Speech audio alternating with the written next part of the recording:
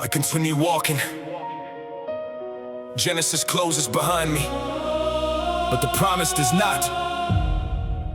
Jacob is gone, Joseph is gone, yet the word God spoke still breathes. I step into Egypt and hear a nation growing before I see the chains.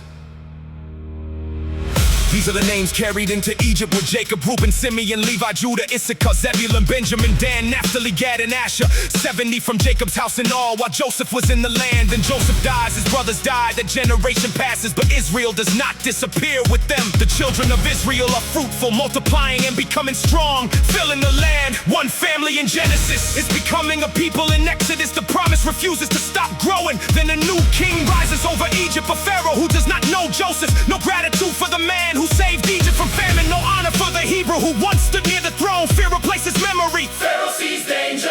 Too many people, too much strength. He imagines Israel joining Egypt's enemies, fighting, then escaping the land. So he deals shrewdly with them. Taskmasters are appointed, burden is stacked upon burden. Israel is forced to build store cities, pit them in Ramses, brick by brick beneath another man's command. But the more Egypt afflicts them, the more Israel multiplies. The pressure cannot cancel God's promise. Egypt watches them spread and grows afraid. Continue walking through the word. From promise into pressure, From family into nation, from favor into change. kings may forget Joseph, but God does not forget Abraham. Pharaoh may count bodies, But heaven remembers covenant. The harder Egypt presses, the more the promise grows. even in bondage. God is preparing the road. The Egyptians make their lives bitter with mortar, brick, field labor, and ruthless service. Of people once welcomed during famine are now treated like a threat. Then Pharaoh goes further. He speaks to two Hebrew midwives, Shipra and Puah. When Hebrew women give birth, if the child is a son, kill him.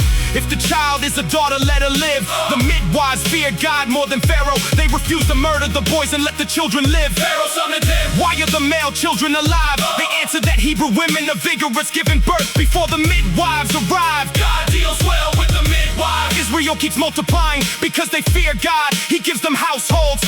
Two women without armies or crowns stand against the king's command. Fear of God makes ordinary people braver than rulers. Pharaoh's private command fails. So as violence becomes public, he orders all his people. Every Hebrew son must be cast into the Nile, while every daughter may live. The river that feeds Egypt becomes an instrument of death. Egypt tries to drown Israel's future.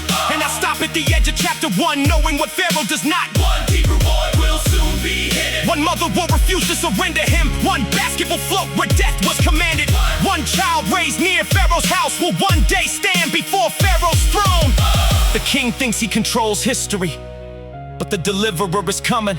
No burning bush yet No staff, becomes a serpent. no plague, Strikes Egypt. no red, Sea opens. only names, Numbers. bricks, fear, wives, babies, and the murderous decree. Yet God is present. Present in Israel, multiplying. Present. When oppression fails, Present. in Shipra and Puah. Present. In survival, Pharaoh cannot control. Abraham's covenant is still moving. Descendants multiplying. Strangers in another land. Affliction beginning. History bending toward deliverance. Genesis planted the promise. Exodus shows what happens when an empire tries to chain it.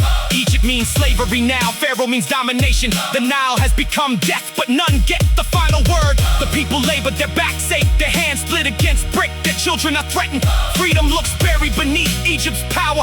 Still Israel grows. The truth follows me. The more they are afflicted, the more they multiply. What Pharaoh calls a problem, God calls a people. What Egypt tries to reduce, God keeps increasing. What a king tries to erase, the covenant refuses to release. So I continue walking.